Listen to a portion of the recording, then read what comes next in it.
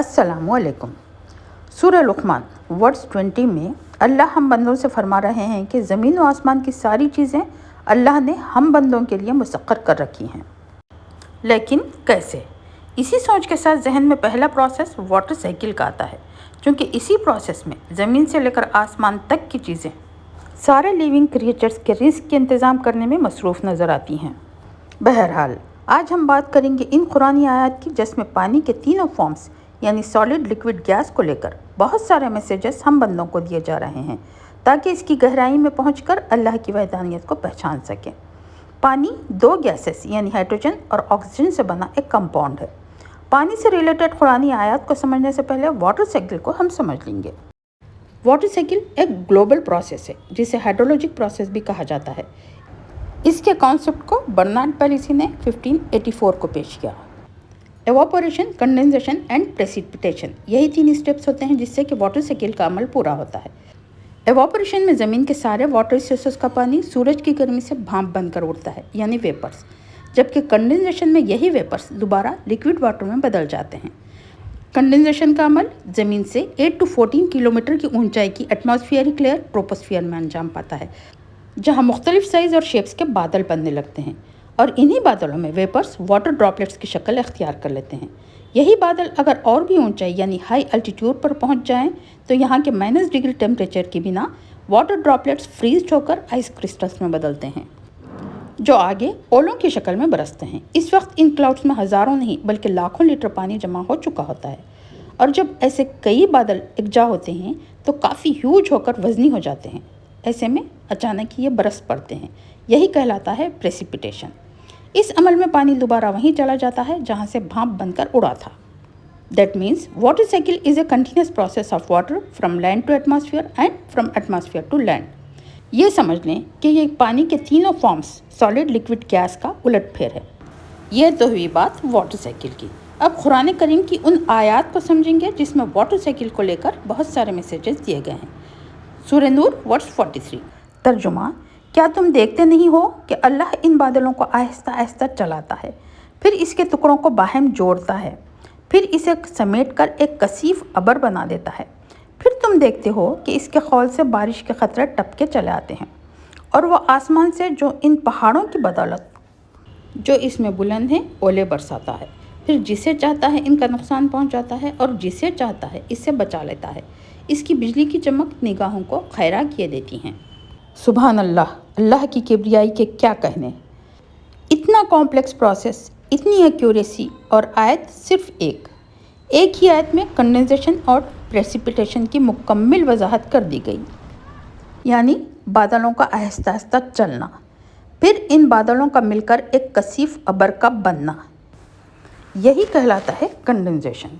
آگے بتایا جا رہا ہے کہ ان پہاڑوں کی بدولت جو اس میں بلند ہیں اولے برساتا ہے، یعنی پہاڑوں جیسے بادلوں سے بارش کا برسنا، یہی تو ہوتا ہے پریسیپیٹیشن۔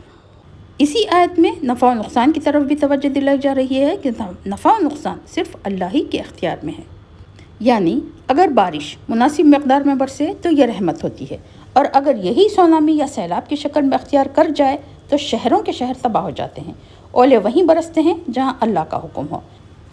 طوفانی ہواؤں سے سبھی درخت جڑ سے نہیں اکھڑتے بلکہ وہی جسے اللہ چاہے۔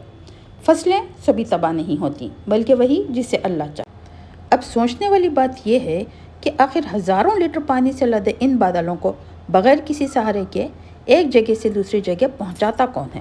ٹروپوسفیئر میں ایسا کون سا سسٹم ہے جو ان بادلوں کو وہاں پہنچا رہا ہے جہاں انہیں برسنا ہو؟ سبحان اللہ۔ اس کی بھی وضاحت سورہ المرسلات میں کر دی گئی ہے۔ ترجمہ: قسم ہے ان ہواؤں کی جو پے در پہ بھیجی جاتی ہیں، پھر طوفانی رفتار سے چلتی ہیں اور بادلوں کو اٹھا کر پھیلاتی ہیں، پھر ان کو پھاڑ کر جدا کرتی ہیں، پھر دلوں میں اللہ کی یاد ڈالتی ہیں، عذر کے طور پر یا ڈراوے کے طور پر۔ یعنی یہ بادل خود سے نہیں چلتے بلکہ ہوائیں انہیں اٹھا کر پھیلاتی بھی ہیں اور جدا بھی کرتی ہیں۔ وضاحت کے ساتھ بیان کیا جا رہا ہے کہ دراصل یہ پانی کی تقسیم ہے۔ ہوائیں ان بادلوں کو وہاں پہنچا رہی ہیں جہاں انہیں برسنا ہو۔ طوفانی رفتار سے چلنے والی ہواؤں سے یقیناً انسان ڈر سا جاتا ہے اور کسی خطرے کے ڈر سے بے اختیاری اللہ کو یاد کرنے لگتا ہے۔ یہی اللہ کی وحدانیت کی دلیل ہے۔ بارش کا یہ پروسیس ساری دنیا میں ہوتا چلا رہا ہے، اسے انجام دینا نہ کسی انسان کے بس کی بات ہے، نہ کوئی ٹیکنالوجی اسے انجام دے سکتی ہے، نہ ہواؤں کی رفتار کو کوئی روک سکتا ہے، نہ ان کے ڈائریکشن کو کوئی چینج کر سکتا ہے۔ ہاں، دنیا کے چند مقامات پر ہاپ ٹیکنالوجی سے آرٹیفیشل رین کو برسانے کی کوششیں تو کی جا رہی ہیں، لیکن اس سے فائدے سے زیادہ نقصانات دیکھے جا رہے ہیں۔ آگے بارش ہی کو مثال بناتے ہوئے سورہ واقعہ ورس 69 میں اللہ رب العزت ہم بندوں سے سوال کر رہے ہیں۔ ترجمہ: کبھی تم نے آنکھیں کھول کر دیکھا ہے کہ یہ پانی جو تم پیتے ہو، اسے تم نے بادلوں سے برسایا یا اس کو برسانے والے ہم ہیں؟ اللہ اکبر! بے شک اس کو برسانے والے وہی خالق ہیں جس نے ان بادلوں کی تخلیق کی ہو۔ بے شک سارے لیونگ کریچرز کے پانی کا انتظام کرنے والے اللہ رب العزت ہی ہیں۔ زمین، سورج، ہوا، بادل، بارش، سبھی کے کریٹر اللہ ہی ہیں۔ اگر سورج کا کریٹر اور ہوا، بادل، بارش کے کریٹرز اور ہوتے تو یقیناً ہلکے سے اختلاف کی صورت میں ہر کریٹر اپنی کریچر کو لے کر الگ ہو جاتا اور ایسے میں ساری کائنات کا نظام درہم برہم ہو کر رہ جاتا۔ خالق نے موسم برسات ہی میں نہیں بلکہ دوسرے موسموں میں بھی پانی کا انتظام بہت بہترین انداز میں کر رکھا ہے، جسے سورہ مومنون ورس 18 میں اس طرح بیان کیا گیا ہے۔ ترجمہ: اور آسمان سے ہم ٹھیک حساب کے مطابق ایک خاص مقدار میں پانی اتارا اور اس کو زمین میں ٹھہرایا، ہم اسے جس طرح چاہتے ہیں غائب کر سکتے ہیں۔ ایک اور آیت سورہ ملک ورس 30۔ ترجمہ: ان سے کہو، کبھی تم نے یہ بھی سوچا کہ تمہارے کنوؤں کا پانی زمین میں اتر جائے تو کون ہے جو ان کی بہتی ہوئی چشموں کو تمہارے لیے دوبارہ جاری کر دے؟ سوال بے شک فکر انگیز ہے۔ دونوں آیات میں گراؤنڈ واٹر کی بات کی جا رہی ہے، یعنی ڈائریکٹ واٹر لیول کی بات، جو زمین کے مختلف موسموں اور مختلف مقامات پر الگ الگ ہوتی ہیں، کہیں زیادہ یا کہیں کم۔ ہوتا یہ ہے کہ موسم برسات میں سبھی کا سبھی پانی دوبارہ اوشنز، لیکس، ریورز، پونڈز یا ٹریز میں نہیں جاتا، بلکہ اس کے علاوہ پانی آہستہ آہستہ زمین کی گہرائی میں جذب ہوتا چلا جاتا ہے، اور یہ پروسیس کہلاتا ہے انفلٹریشن۔ اس پروسیس میں پانی آہستہ آہستہ زمین کی ایکویفرس لیئرز میں اسٹور ہوتا چلا جاتا ہے۔ ایکویفرس دراصل پورس راک یا سینڈ کی لیئر ہوتی ہے جس میں پانی کو جذب کرنے کی صلاحیت ہوتی ہے، اور موسم برسات ہی میں اس لیئر میں سمندروں کا سمندر پانی اسٹور ہو چکا ہوتا ہے، جو دوسرے موسموں میں بورویل کی شکل سے نکالا جاتا ہے۔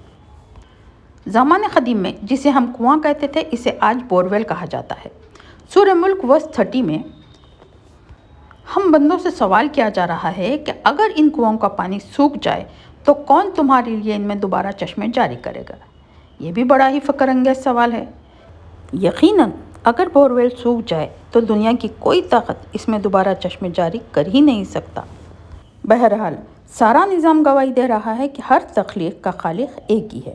خالق نے ہر تخلیق کو الگ الگ مقصد کے لیے پیدا کیا ہے۔ واٹر سائیکل میں سورج کا کام ہے کہ وہ پانی کو ویپرز میں بدلے، ہواؤں کا کام ہے کہ وہ چھوٹے چھوٹے بکھرے بادلوں کو یکجا کر کے ہیوج کلاؤڈ بنائے، اور اس ہیوج کلاؤڈ کا کام یہ ہے کہ وہ وہاں برسے جہاں اسے حکم دیا گیا ہو۔ بالکل اسی طرح ہم بندوں کی دنیا میں آنے کا مقصد بھی سورہ ذاریات ورس 56 میں بیان کیا گیا ہے۔ ترجمہ: میں نے جن اور انسانوں کو اس کے سوا کسی کام کے لیے پیدا نہیں کیا کہ وہ میری بندگی کریں۔ بندگی صرف اور صرف اللہ کی، ایک ہی اللہ کو ماننا اور ایک ہی اللہ سے مانگنا۔ اللہ کے علاوہ کسی بھی کریچر سے مانگنا ہی شرک اکبر ہے، جو کبھی معاف نہیں ہوتا، الا یہ کہ سچی توبہ کرے اور دوبارہ شرک نہ کرے۔ واٹر سائیکل ہی کو لے کر آگے کی آیت بڑی ہی چونکا دینے والی ہے۔ یہاں پر لائف آفٹر ڈیتھ کو بیان کیا جا رہا ہے۔ سورہ فاطر ورس 9۔ ترجمہ: وہ اللہ ہی تو ہے جو ہواؤں کو بھیجتا ہے، پھر وہ بادلوں کو اٹھاتی ہیں، پھر ہم اسے ایک اجاڑ علاقے کی طرف لے جاتے ہیں اور اس کے ذریعے سے اسی زمین کو جلا اٹھاتے ہیں جو مردہ پڑی ہوئی تھی۔ مرے ہوئے انسانوں کا جی اٹھنا بھی اسی طرح ہوگا۔ اللہ اکبر! اسی طرح کی ایک اور آیت سورہ نحل ورس 65۔ ترجمہ: تم ہر برسات میں دیکھتے ہو کہ اللہ نے آسمان سے پانی برسایا اور ایک مردہ پڑی ہوئی زمین سے اس کی بدولت جان ڈال دی۔ یقیناً اس میں ایک نشانی ہے سننے والوں کے لیے۔ یعنی دونوں آیات میں لائف آفٹر ڈیتھ کی حقیقت کو بیان کیا جا رہا ہے، یعنی بتایا جا رہا ہے کہ بارش سے، سخت زمین، سخت بیج سے جب ایک ننھی سی کونپل نکل کر ایک تناور درخت بن سکتا ہے، ان سے لاکھوں رنگین پھل پھول نکل سکتے ہیں، سوکھی زمین سے لہلہاتے کھیت اگ سکتے ہیں، تو مرے ہوئے انسانوں کا دوبارہ جی اٹھنا اللہ رب العزت کے لیے کون سا مشکل کام ہے؟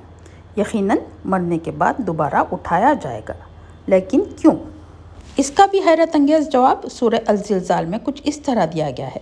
ترجمہ: اس روز لوگ متفرق حالت میں پلٹیں گے تاکہ ان کے اعمال ان کو دکھائے جائیں، پھر جس نے ذرہ برابر نیکی کی ہوگی وہ اسے دیکھ لے گا اور جس نے ذرہ برابر بدی کی ہوگی وہ اسے دیکھ لے گا۔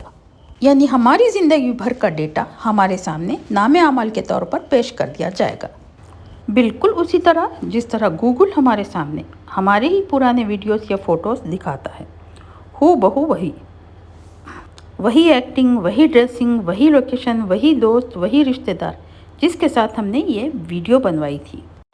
اب سوچنے والی بات یہ ہے کہ ہم اپنا نام اعمال اچھا یا برا کس طرح بنوا رہے ہیں، چونکہ سوچنے کی صلاحیت ساری کائنات میں صرف ہم انسانوں ہی کو دی گئی ہے۔ چلیے اسی سوچ کے ساتھ اپنے نام اعمال کو اچھا بنانے کی کوشش کرتے ہوئے اللہ حافظ۔